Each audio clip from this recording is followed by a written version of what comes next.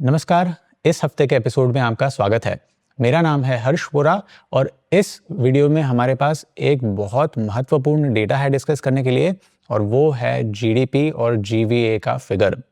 अब आपको पता ही होगा कि Q2 ऑफ FY25 में जीडीपी 5.4% ग्रो हुई है और ये काफ़ी शार्प स्लोडाउन है। तो हमारे पास डेटा है, ये डेटा रिलीज करता है एनएसओ नेशनल स्टैटिस्टिक्स ऑफिस, जो कि आता है ministry of statistics and programme implementation के अंडर में। तो क्वार्टरली जीडीपी डेटा ये एनएसओ जो है हमारी वो रिलीज करती है और यहाँ पे अगर आप देखो तो हमारे पास जीडीपी और जीवीए ग्रोस वैल्यू एडेड, इसका मतलब क्या होता है ये हम आगे जाके डिस्कस करेंगे, लेकिन इसका फिगर आप देखो तो Q2 ऑफ FY25 यानी कि जुलाई, अगस्त और सितंबर के महीने में जीडीपी सिर्फ 5.4% से ग्रो हुई है। अब ये शार्प स्लोडाउन क्यों है? क्योंकि अगर आप लास्ट ईयर के सेम क्वार्टर में देखो यानी कि FY24 के Q2 में देखो तो जीडीपी 8.1% से ग्रो हुई थी इंडिया की, राइट? तब से लेके अब 5.4% से ग्रो होना ये बहुत शार्प स्लोडाउन है। और इनफैक्ट Q4 जो था FY23 का यानी कि 2 साल पहले का, तब से लेके अभी तक में सबसे शार्पेस्ट स्लोडाउन है। सो Q4 ऑफ FY23 में जीडीपी 5.5% से ग्रो हुई थी, उसके बाद जीडीपी ग्रोथ बढ़ना शुरू हुई और तब से लेके अब सबसे लोएस्ट फिगर है 5.4% का। तो जीडीपी में काफ़ी शार्प स्लोडाउन है और ये क्यों है, कहाँ से, कौन से सेक्टर्स में कितना स्लोडाउन है, ये हम आगे जाके डिस्कस करेंगे। लेकिन जीडीपी होता क्या है? वेल, जीडीपी पूरे देश में यानी कि इंडिया के बॉर्डर के अंदर जो भी गुड्स एंड सर्विसेज का उत्पादन हो रहा है, उस उत्पादन का टोटल मार्केट वैल्यू क्या है, ये जीडीपी हमें बताता है। और जीडीपी इंपॉर्टेंट इसलिए है क्योंकि जितना ज़्यादा उत्पादन कोई देश में, जितना ज़्यादा प्रोडक्शन हो रहा है कोई देश में, उतना ही वो देश डेवलप्ड कहा जाता है। अब जीडीपी के कुछ गैर फायदे भी है, कुछ ड्रॉबैक्स भी है, लेकिन उसमें हम डीप डाइव इस वीडियो में नहीं कर रहे हैं वरना ये वीडियो काफ़ी बड़ा हो जाएगा। लेकिन जितना ज़्यादा जीडीपी, जितना ज़्यादा गुड्स एंड सर्विसेज का उत्पादन, उतनी ही ज़्यादा डेवलप्ड इकोनॉमी मानी जाती है, राइट? अब हमें चाहिए कि जो गुड्स एंड सर्विसेज प्रोड्यूस हो रहे हैं, राइट, वो ज़्यादा हो रहे हैं या कम हो रहे हैं, ये हमें जानना है। लेकिन अगर मानो प्राइस बढ़ रही है इन गुड्स एंड सर्विसेज की, तो भी इन गुड्स एंड सर्विसेज की मार्केट वैल्यू जो है वो ज़्यादा दिखेगी।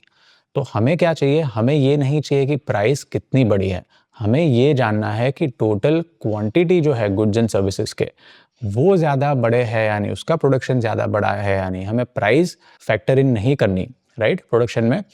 तो क्या होता है जीडीपी में कि जीडीपी में एक कांस्टेंट ईयर लिया जाता है, जो हमारे केस में अभी चल रहा है 2011-12 का, राइट? तो वो एक बेस ईयर हो गया, वो ईयर की जो प्राइजेस है उसको कांस्टेंट रखी जाती है और वो ईयर की कंपैरिजन में FY25 में कितने गुड्स एंड सर्विसेज प्रोड्यूस हुए, राइट, क्वांटिटी जो है वो इस क्वार्टर की ली जाती है, लेकिन जो प्राइस है वो 2011-12 के लिए जाते हैं। तो प्राइस कांस्टेंट हो गया, लेकिन क्वांटिटी जो लेटेस्ट गुड्स एंड सर्विसेज का प्रोडक्शन है उसकी क्वांटिटी ली जाती है। तो हमें पता चलता है कि कितने गुड्स एंड सर्विसेज यानी कि गुड्स एंड सर्विसेज की क्वांटिटी कितनी प्रोड्यूस हुई है, राइट, वो चाहिए। जितने ज़्यादा गुड्स एंड सर्विसेज की क्वांटिटी, वो डिटरमाइन करती है कि उसकी डिमांड कितनी है और वो डिटरमाइन करता है कि एक कंट्री डेवलप्ड है या नहीं, राइट? तो बेस ईयर यानी कि 2011-12 के प्राइजेस लिए जाते हैं और हम जानने की कोशिश करते हैं कि प्रोडक्शन कितना हो रहा है गुड्स एंड सर्विसेज का।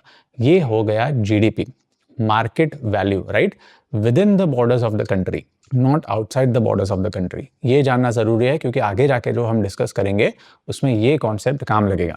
ये हो गया जीडीपी। जीडीपी के अलावा दूसरा एक फिगर है जिसको बोलते हैं GVA, ग्रोस वैल्यू एडेड। अब ग्रोस वैल्यू एडेड क्या है?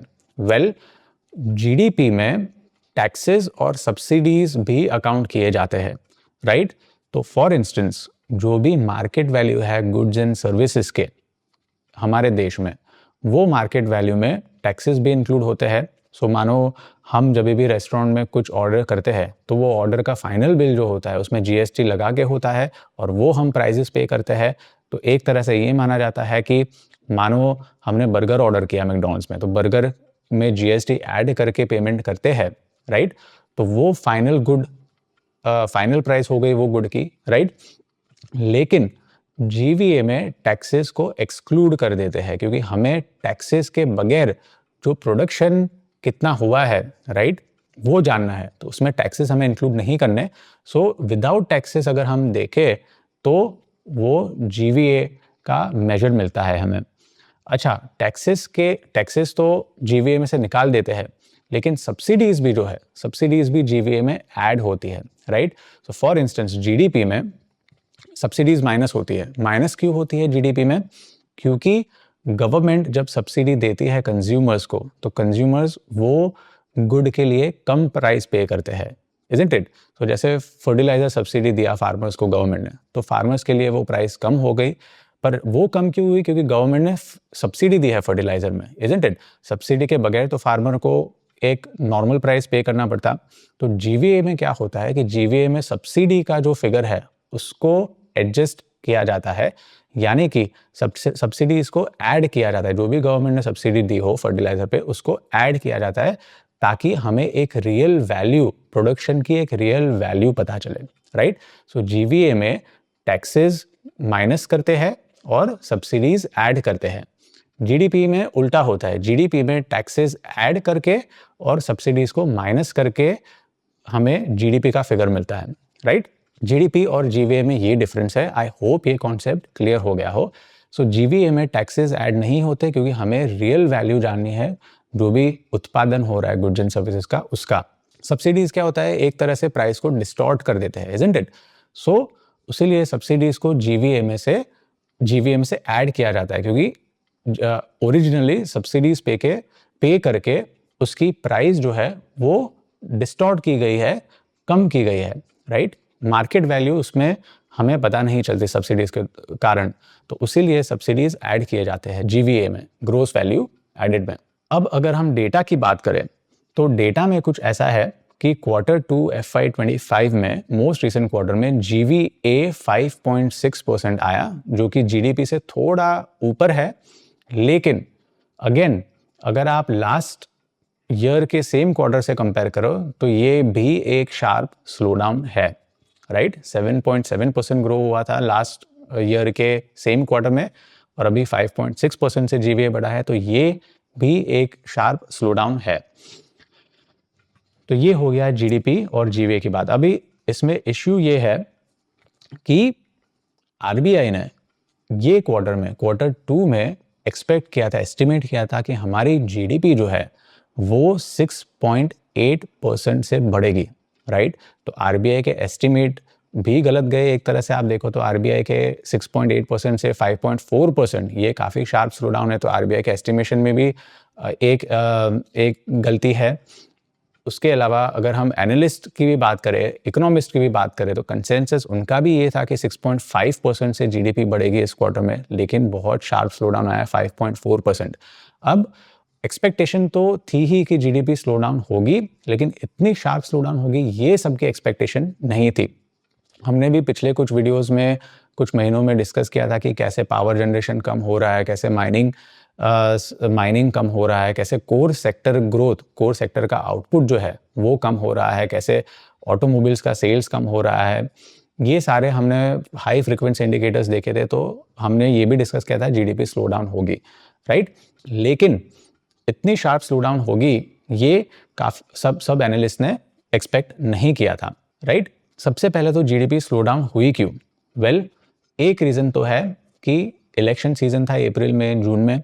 इलेक्शन सीजन में काफ़ी सारी गवर्नमेंट मशीनरी जो है वो इलेक्शन के कार्यों में लग जाती है, तो उसकी वजह से इंफ्रास्ट्रक्चर स्पेंडिंग या पब्लिक कैपिटल एक्सपेंडिचर जो है उसमें एक्सपेंडिचर जो है वो स्लो होने शुरू होते हैं, क्योंकि गवर्नमेंट के पास रिसोर्सेज नहीं होते कि इलेक्शन के अतिरिक्त भी वो ज़्यादा अपने रिसोर्सेज डेडिकेट कर पाए इंफ्रास्ट्रक्चर में या कैपिटल स्पेंडिंग में। तो इलेक्शन के कारण काफ़ी जो कैपिटल एक्सपेंडिचर है वो स्लो डाउन होना शुरू हुआ।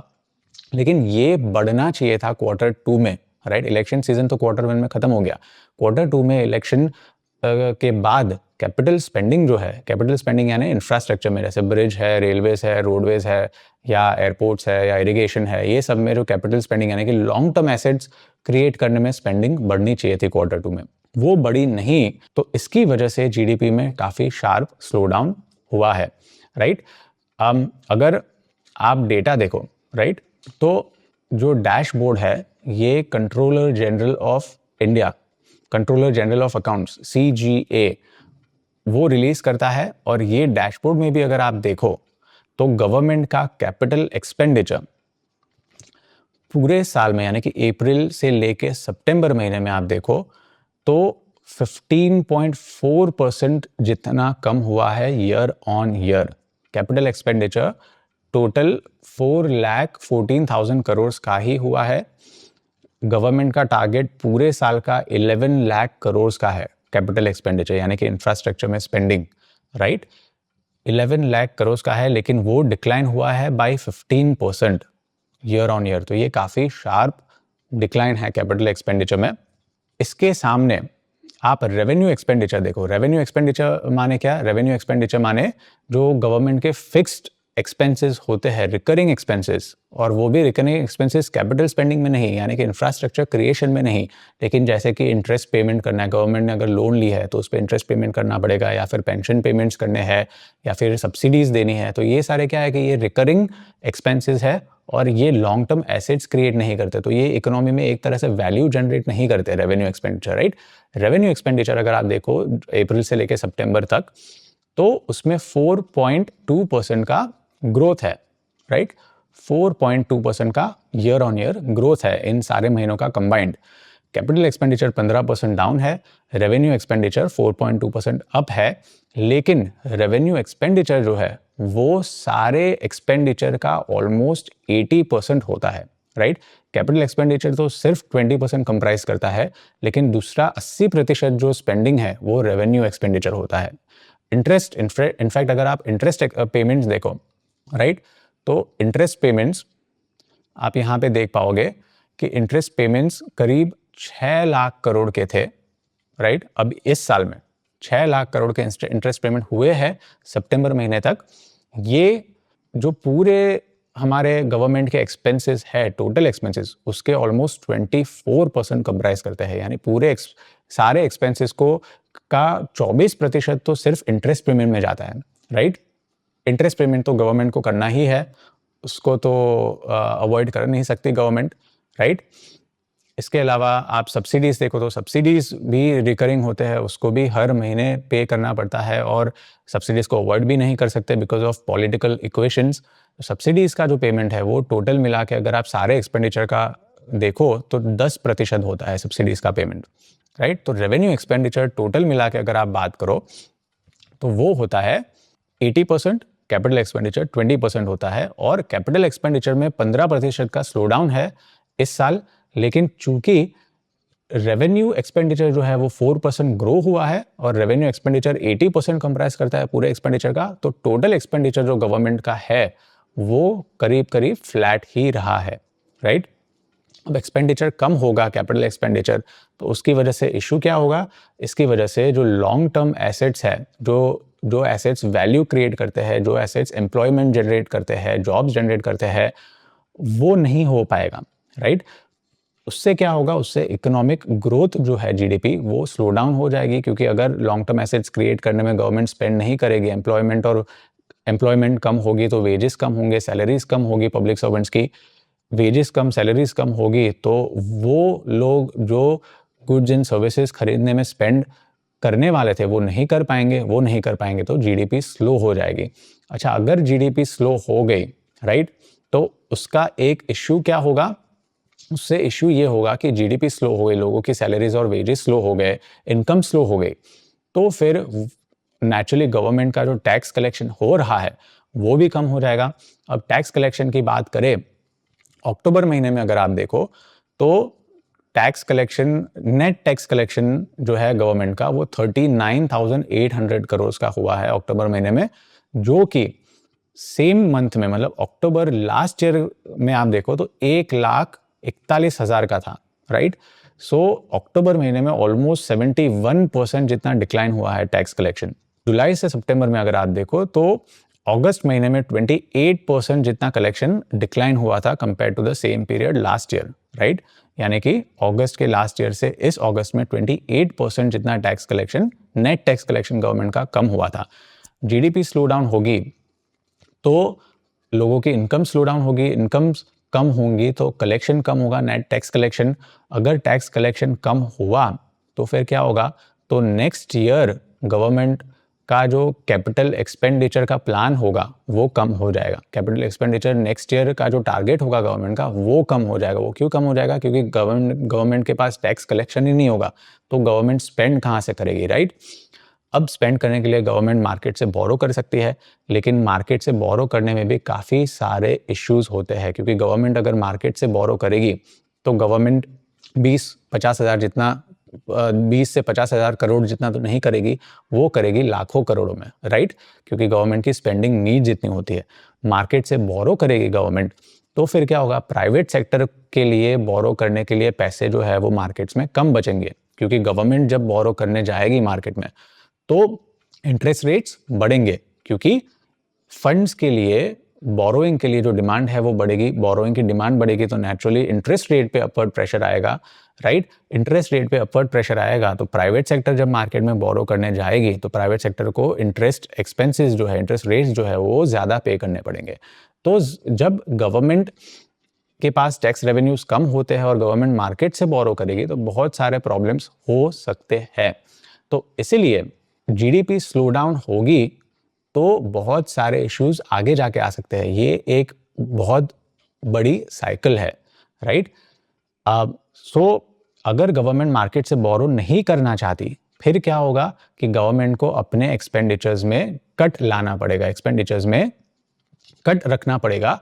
अब रेवेन्यू एक्सपेंडिचर हमने बात किया कि रेवेन्यू एक्सपेंडिचर में तो गवर्नमेंट कट नहीं ला सकती, क्योंकि इंटरेस्ट पेमेंट्स तो गवर्नमेंट को करने ही पड़ेंगे, उस पर डिफॉल्ट नहीं कर सकती। पेंशन पेमेंट्स भी करने पड़ेंगे, सब्सिडी पेमेंट्स भी ज़्यादा कट नहीं कर सकती गवर्नमेंट, वरना इलेक्शंस में इशू आ सकता है, पॉलिटिकल इक्वेशंस में इशू आ सकता है। तो गवर्नमेंट कट कहाँ करेगी, वो करेगी कैपिटल एक्सपेंडिचर में कट, राइट। अब again next year capital expenditure में कट करेगी, क्योंकि इस साल रेवेन्यू कलेक्शन कम होगा तो फिर नेक्स्ट ईयर अगेन वही सेम इशू होगा कि कैपिटल एक्सपेंडिचर कम किया तो जीडीपी स्लो डाउन तो टैक्स कलेक्शन कम तो स्पेंडिंग कम। ये पूरा एक विशियस सर्कल है, राइट। तो ये एक दिक्कत आ सकती है, लेकिन पॉसिबिलिटी ये भी है कि शायद ये जीडीपी फिगर देख के गवर्नमेंट अपनी कैपिटल स्पेंडिंग सेकेंड हाफ में बढ़ा दे, राइट, शार्पली। अब गवर्नमेंट ने फर्स्ट हाफ में कम स्पेंडिंग किया है तो ऐसा तो है नहीं कि गवर्नमेंट को स्पेंड नहीं करना, क्योंकि ये पूरे साल का जो कैपिटल एक्सपेंडिचर का टारगेट जो है वो 11 लाख करोड़ का रखा है। अभी तक सिर्फ 4 लाख करोड़ स्पेंड किए हैं, जैसे हमने देखा, राइट, गवर्नमेंट ने। और गवर्नमेंट को पूरे साल में स्पेंड करना है कितना, 11 लाख करोड़। तो इसका मतलब ये है कि अब नेक्स्ट 6 मंथ्स में गवर्नमेंट को एटलीस्ट 1 से 1.5 lakh crore every month spend करना पड़ेगा कैपिटल एक्सपेंडिचर में, इंफ्रास्ट्रक्चर क्रिएशन में, तब भी उनका टारगेट पूरा होगा। और कैपिटल एक्सपेंडिचर में अगर गवर्नमेंट का टारगेट 11 लाख करोड़ है तो फिर 4 लाख करोड़ स्पेंड क्यों किया? चलो इलेक्शन सीजन तो समझे, लेकिन क्वार्टर 2 में क्या, क्वार्टर 2 में क्यों स्पेंड कम किया गवर्नमेंट ने कैपिटल एक्सपेंडिचर, राइट। वेल, इसका कारण ये हो सकता है कि शायद लैंड एक्विजिशन में डिलेस हुए हो, या फिर क्लियरेंसेस या अप्रूवल्स मिलने में डिले हुए हो, या फिर ये भी हो सकता है कि मिनिस्ट्रीज और डिपार्टमेंट्स जो है उन्होंने टेंडर निकालने में काफ़ी डिले कर दिया हो, राइट। ये सारे एग्जीक्यूशनल डिलेज जो है उसके कारण हो सकता है कैपिटल एक्सपेंडिचर स्लो हो गया हो, जिसके कारण जीडीपी स्लो डाउन और जीवीए का स्लो डाउन क्वार्टर 2 में हुआ हो। नेक्स्ट ईयर हो सकता है, फिंगर्स क्रॉस्ड, कि गवर्नमेंट अपना कैपिटल एक्सपेंडिचर जो है वो फास्ट ट्रैक पे ला दे, मिनिस्ट्रीज और डिपार्टमेंट्स को थोड़ा पुश करे कि आप कैपिटल एक्सपेंडिचर करो, टेंडर्स टाइम पे लाओ और अप्रूवल्स फास्ट दो, लैंड एक्विजिशन में इश्यूज आ रही है तो वो फास्ट कर दो, रिजॉल्व कर दो, राइट।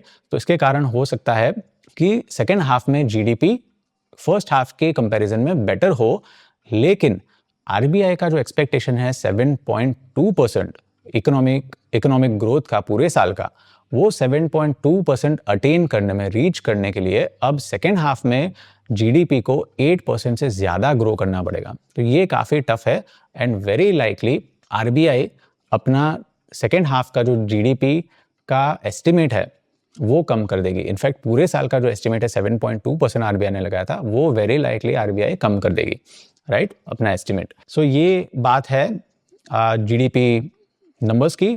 अब जीडीपी नंबर्स में अगर हम थोड़ा डीप डाइव करें, कौन से सेक्टर्स में स्लो डाउन है, वेल यहाँ पे आप देखो ये टेबल में, राइट, तो फाइनेंशियल सर्विसेज, रियल एस्टेट और प्रोफेशनल सर्विसेज अगर आप देखो, राइट, ये जीडीपी का जीवीए का ग्रोस वैल्यू एडेड का ऑलमोस्ट 26%, मतलब सबसे highest contribution financial services, real estate and professional services का है, राइट, 26%। अब इसमें अगर आप देखो तो लास्ट ईयर के सेकेंड क्वार्टर में 6.2% ग्रोथ था, इस साल के सेकेंड क्वार्टर में 6.7% का ग्रोथ है। तो ये काफ़ी स्ट्रॉन्ग ग्रोथ है और इसका एक रीज़न हो सकता है कि हाउसिंग मार्केट जो है, रियल एस्टेट मार्केट, वो काफ़ी स्ट्रॉन्ग है। तो एक रियल एस्टेट कंसल्टिंग कंपनी है, ऑर्गेनाइजेशन है, जिसका नाम है लियासेस फोरस, ओके, और ये अपना हाउसिंग अपने सर्वे के हिसाब से हाउसिंग सप्लाई और हाउसिंग डिमांड का डेटा निकालती है। और इनके डेटा को अगर आप देखो तो यहाँ पे आप देखो हाउसिंग सेल्स, राइट। अब हाउसिंग सेल्स में क्वार्टर ऑन क्वार्टर अगर आप देखो तो 2% का ग्रोथ है, क्वार्टर ऑन क्वार्टर 2% का ग्रोथ है।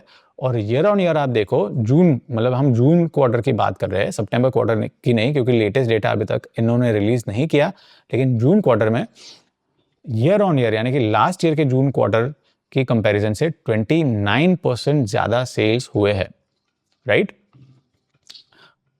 अब ये तो हो गई सेल्स की बात, लेकिन कितने हाउसेस प्रोड्यूस हुए हैं, राइट, मतलब कि दूसरे वर्ड में मैं बोलूँ तो कितना न्यू सप्लाई मार्केट में आया है हाउसेस का, क्योंकि सेल्स तो हो रहा है, लेकिन अगर डिमांड की सामने अगर सप्लाई ज़्यादा हो तो फिर हाउसिंग प्राइजेस गिरेंगे, राइट, लेकिन डिमांड ज़्यादा हो, सप्लाई कम हो तो हाउसिंग प्राइजेस बढ़ेंगे। तो सप्लाई की अगर आप बात करो तो quarter on quarter, June quarter में अगर क्वार्टर ऑन क्वार्टर कंपेयर करो लास्ट प्रीवियस क्वार्टर की, तो 7% डिक्लाइन हुआ था सप्लाई, और जून क्वार्टर में ईयर ऑन ईयर आप कंपेयर करो तो 11% सप्लाई बढ़ा था।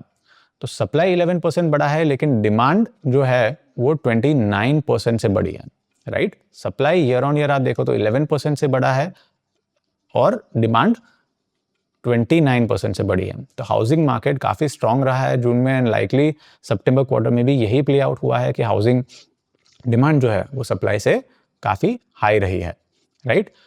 अब आप नंबर ऑफ अनसोल्ड यूनिट्स अगर देखो हाउसिंग में, रियल एस्टेट में नंबर ऑफ अनसोल्ड यूनिट्स यानी कि इन्वेंट्री अगर आप देखो तो वो ईयर ऑन ईयर 3% डिक्लाइन हुई थी जून क्वार्टर में।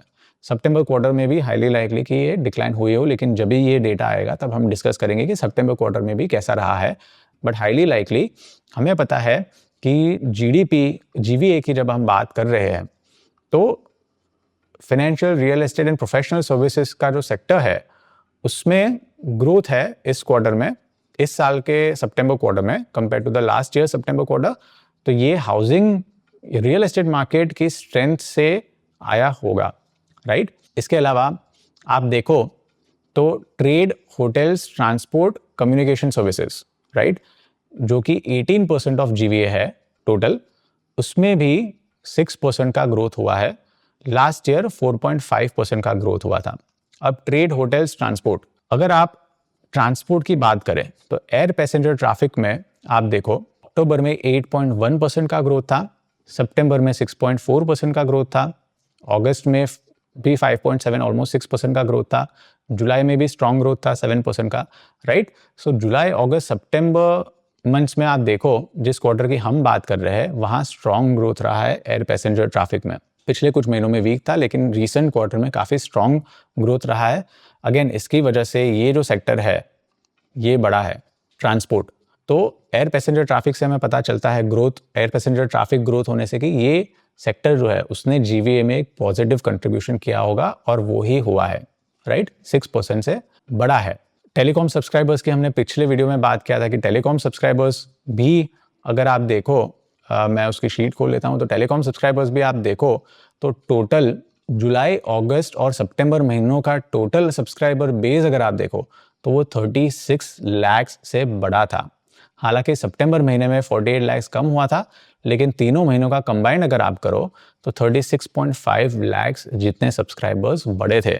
जियो में से पोर्ट करके काफ़ी सारे सब्सक्राइबर्स बीएसएनएल में गए होंगे, लेकिन टेलीकॉम में भी स्टोरी अच्छी है। तो ये जो है ये सेक्टर ने भी पॉजिटिव कंट्रीब्यूशन किया है जीवीए में, राइट, सितंबर क्वार्टर में।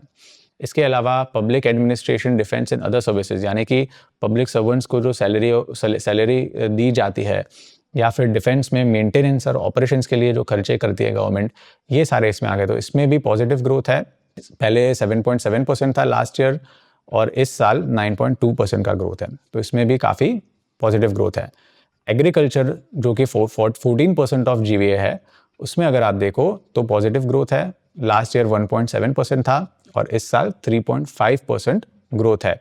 एंड इसका एक मेजर रीज़न है गुड मानसून। मानसून अच्छी होने के कारण जो खरीफ के क्रॉप्स का हार्वेस्ट है इस बार, वो काफ़ी अच्छा हुआ है, जिसकी वजह से फार्मर्स को जो रेम्यूनरेशन है वो काफ़ी अच्छा रहा है। एग्रीकल्चर में जीवीए इस कारण बड़ा है इस बार। एंड इनफैक्ट अच्छा मानसून होने के कारण जो रबी का हार्वेस्ट होगा विंटर में, यानी कि मार्च अप्रैल महीनों में, वो भी काफ़ी अच्छा होगा। इसकी वजह से रूरल डिमांड स्ट्रांग रही है। और हमने पिछले कुछ वीडियोस में बात किया कैसे रूरल डिमांड ने हमारी ओवरऑल जीडीपी ग्रोथ को स्टेबलाइज किया है, राइट। एग्रीकल्चर के बाद आता है मैन्युफैक्चरिंग। अब मैन्युफैक्चरिंग जो है वो जीवीए का ऑलमोस्ट 14% कंप्राइज करता है और इसमें शार्पेस्ट स्लोडाउन है। सो लास्ट ईयर अगर आप देखो तो 14% ग्रो हुआ था मैन्युफैक्चरिंग इंडिया का, और इस साल के सितंबर क्वार्टर में आप देखो तो सिर्फ 2.2% ग्रो हुआ है। और ये सरप्राइजिंग नहीं है, राइट, क्योंकि इस बार इन्फ्लेशन ज़्यादा है। इन्फ्लेशन आप देखो तो अक्टूबर महीने में 6.2% आया था सीपीआई इन्फ्लेशन हाई होने के कारण कंपनीज के जो रॉ मटेरियल्स होते हैं वो रॉ मटेरियल्स की प्राइसेस बढ़ जाती है और उनके मार्जिन स्क्वीज हो जाते हैं, वो एक कारण है। जुलाई, अगस्त, सितंबर में एक्सपोर्ट्स का जो ग्रोथ था वो भी फ्लैट टू नेगेटिव रहा था, हमने डिस्कस किया था। अक्टूबर महीने में 17% ग्रोथ है, तो काफ़ी पॉजिटिव है एक्सपोर्ट्स में।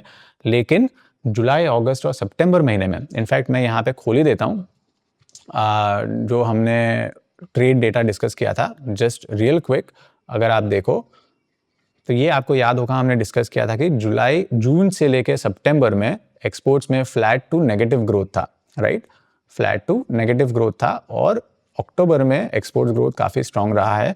तो अक्टूबर, नवंबर, दिसंबर में हमें एक्सपोर्ट्स ग्रोथ देखना पड़ेगा, लेकिन ये जीडीपी को सपोर्ट करेगा इस क्वार्टर, यानी कि अक्टूबर, नवंबर, दिसंबर क्वार्टर की जीडीपी को। लेकिन एक्सपोर्ट्स ग्रोथ लाइकली वीक था बिकॉज ग्लोबल इकोनॉमी काफ़ी वीक चल रही है, राइट। यूरोप में इन्फ्लेशन बढ़ा हुआ था, डिमांड कम थी। चाइनीज़ इकोनॉमी अभी तक रिवाइव नहीं हुए, वहाँ भी स्लो डाउन चल रहा है। तो एक्सपोर्ट काफ़ी वीक रहा था, ये एक कारण है, राइट। एंड ऑटो इन्वेंट्री भी हमने लास्ट कुछ महीनों में डिस्कस किया कि कैसे ऑटो इन्वेंट्री बहुत ज़्यादा थी डीलर्स के पास, ऑटो सेल्स काफ़ी डिक्लाइन हो रहे थे। तो ये सारे रीजंस है कि क्यों मैन्युफैक्चरिंग इतना शार्प स्लो डाउन हुआ है, राइट, सितंबर क्वार्टर में। देन कंस्ट्रक्शन में भी स्लो डाउन काफ़ी शार्प है। लास्ट ईयर के सेम क्वार्टर देखो आप, सितंबर क्वार्टर में 13.6 यानी कि 14% ग्रो हुआ था। इस साल सिर्फ 7.7% ग्रो हुआ है। और इसका कंस्ट्रक्शन इतना स्लो डाउन हुआ है, इसका रीज़न भी है कि गवर्नमेंट ने अपने कैपिटल स्पेंडिंग जो है वो फास्ट पेस पे रखे नहीं है, उसमें काफ़ी शार्प स्लो डाउन है। जैसे हमने डिस्कस किया है ऑलमोस्ट 15% का स्लो डाउन है केपेक्स में। तो गवर्नमेंट कैपिटल स्पेंडिंग यानी कि इंफ्रास्ट्रक्चर जो कि कंस्ट्रक्शन का एक पार्ट है, right, bridges, canals, reservoirs, railway, airport, irrigation, ये सारे अगर स्लो होंगे तो नेचुरली कंस्ट्रक्शन का जो सेक्टर है उसमें स्लो डाउन दिखेगा, राइट, और वो स्लो डाउन दिख रहा है हमें। माइनिंग एंड क्वेरिंग सेक्टर जो है उसमें भी काफ़ी शार्प स्लो डाउन है। लास्ट ईयर 11% से ग्रो हुआ था, इस बार नेगेटिव 0.1% से ग्रो हुआ है माइनिंग एंड क्वेरिंग।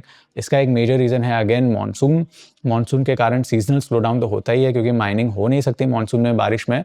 लेकिन दूसरा एक रीज़न ये भी है कि काफ़ी कमोडिटीज़ जो है उनके प्राइजेस गिरे हुए थे। सो कमोडिटीज़ में अगर आप देखो यहाँ पे, तो कॉपर प्राइजेस तो बढ़े थे, ईयर ऑन ईयर 10% बढ़े हैं, लेकिन कॉपर में तो स्ट्रक्चरल डिमांड भी है, सेमीकंडक्टर में कॉपर यूज़ होता है, तो कॉपर तो अप ट्रेंड में है। लेकिन स्टील की अगर आप बात करो तो steel prices year on year 15.5% से डिक्लाइन हुए हैं। उसके अलावा आयरन ओर आप देखो तो 20% से डिक्लाइन हुए हैं प्राइजेस। सीमेंट के प्राइजेस भी अगर आप देखो तो 5 ईयर लोज पे है। देन उसके अलावा क्रूड ऑयल भी आप देखो तो वो भी हालांकि 2% बढ़े हैं, लेकिन $68 is one of the lowest in the past few years, right. तो ये है, यहाँ पे चार्ट्स पे आप देख सकते हो, आयरन ओर में डिक्लाइन है, स्टील रिबार्स प्राइजेस में डिक्लाइन है, क्रूड ऑयल प्राइस भी डिक्लाइन हुई है ओवर द पास्ट ईयर। तो कमोडिटी प्राइजेस गिरने के कारण माइनिंग में एक्टिविटी थोड़ी स्लो रही है सितंबर क्वार्टर में।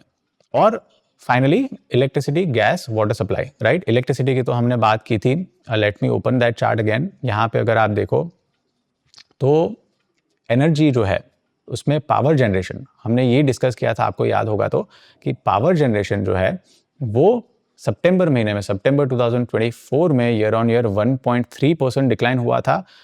थर्मल पावर जनरेशन 6.1% से डिक्लाइन हुआ था, राइट, जिसकी वजह से टोटल पावर जनरेशन जो है वो 1.3% से डिक्लाइन हुआ था। सो ये हमें पता ही था कि पावर सेक्टर जो है उसमें स्लो डाउन दिखने वाला है।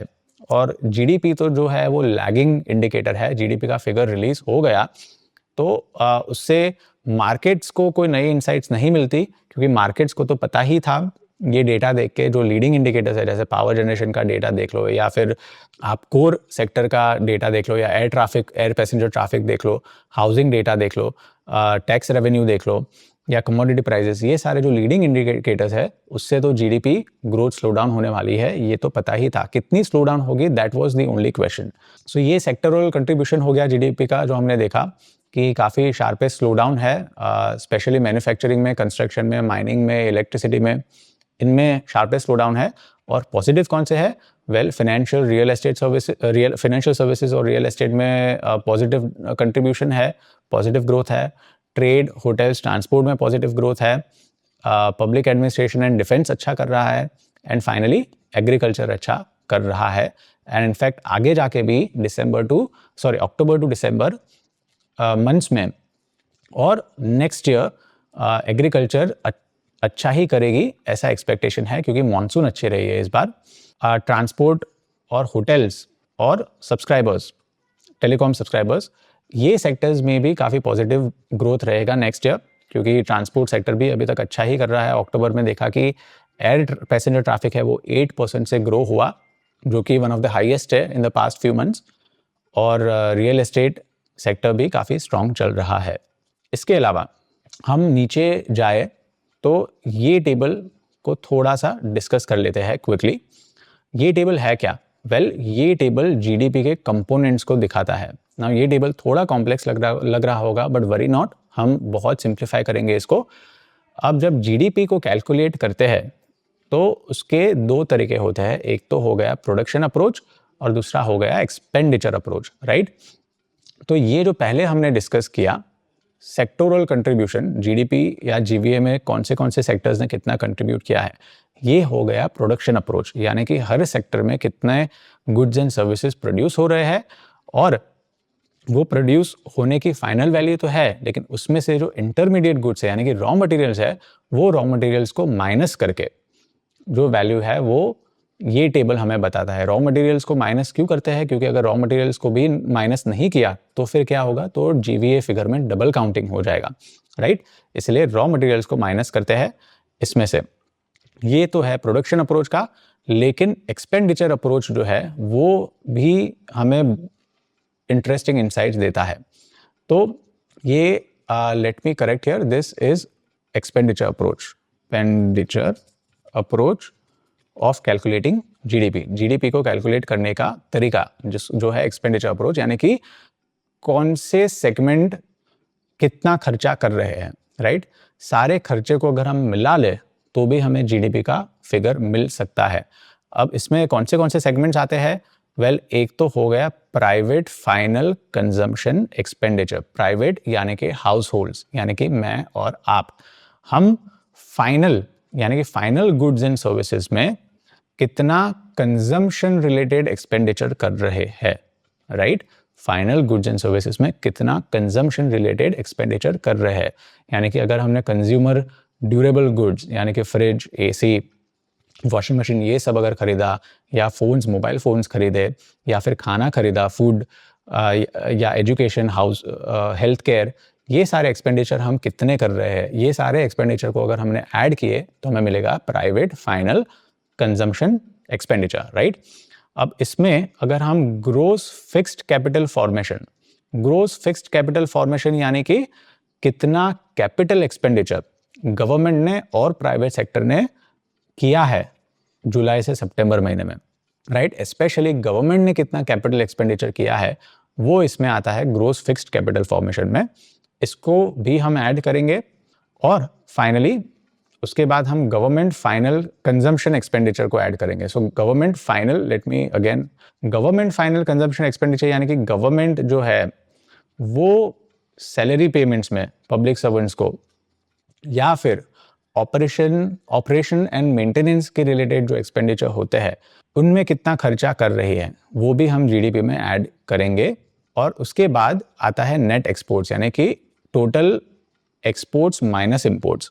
हम इंपोर्ट्स को माइनस क्यों कर रहे हैं? क्योंकि जो गुड्स इंडिया में आ रहे हैं वो पार्ट ऑफ जीडीपी नहीं होता। रिमेंबर हमने डिस्कस किया कि इंडिया के बॉर्डर के अंदर कौन से गुड्स एंड सर्विसेज कितने प्रोडक्ट प्रोड्यूस हो रहे हैं वो ही हमें जानना है, वो ही जीडीपी का पार्ट होता है। बाहर से जो गुड्स आ रहे हैं उसको हम माइनस कर देते हैं, तभी जीडीपी फिगर प्रॉपर मिलेगा, राइट। इंपोर्ट्स को माइनस कर देते हैं और एक्सपोर्ट्स को ऐड करेंगे। जो गुड्स बाहर गए हैं इंडिया के बॉर्डर्स पे लेकिन वो प्रोड्यूस तो इंडिया में हुआ है, राइट, उसको ऐड करेंगे। तो एक्सपोर्ट्स को ऐड करके उसमें से इंपोर्ट्स को माइनस करेंगे तो हमें मिलेगा नेट एक्सपोर्ट्स। इसमें एक्स माइनस एम में एक्स जो है वो एक्सपोर्ट्स है और एम जो है वो इंपोर्ट है, राइट।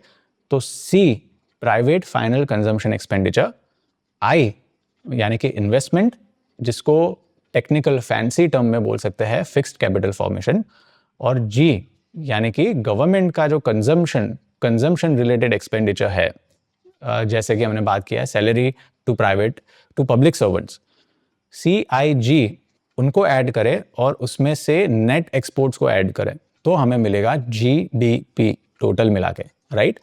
तो ये जो टेबल है ये हमें इन कैटेगरीज में ग्रोथ हुई है या नहीं और कितनी ग्रोथ हुई है ये हमें बताता है, राइट।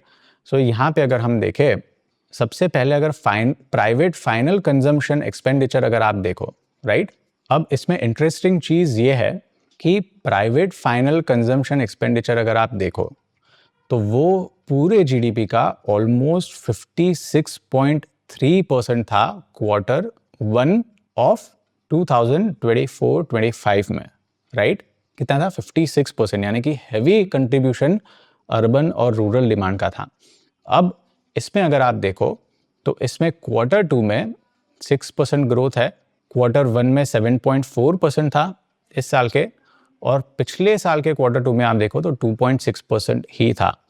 तो इस साल ऑलमोस्ट 6% का ग्रोथ हुआ है प्राइवेट फाइनल कंजम्पशन एक्सपेंडिचर में, और ये हाईली लाइकली रूरल डिमांड की वजह से है। रूरल एरियाज में जैसे हमने पिछले वीडियोस में डिस्कस किया था कि डिमांड काफ़ी हाई रही है। काफ़ी सारी कंपनीज जो है FMCG कंपनीज, गोदरेज कंज्यूमर ले लो या नेस्ले ले लो या हिंदुस्तान यूनिलीवर ले लो, इन्होंने कमेंट्री भी अपने कॉन्फ्रेंस कॉल्स में दी है कि रूरल डिमांड काफ़ी स्ट्रांग रही है बिकॉज ऑफ गुड मानसून, और उसकी वजह से प्राइवेट कंजम्पशन एक्सपेंडिचर में बूस्ट मिला है।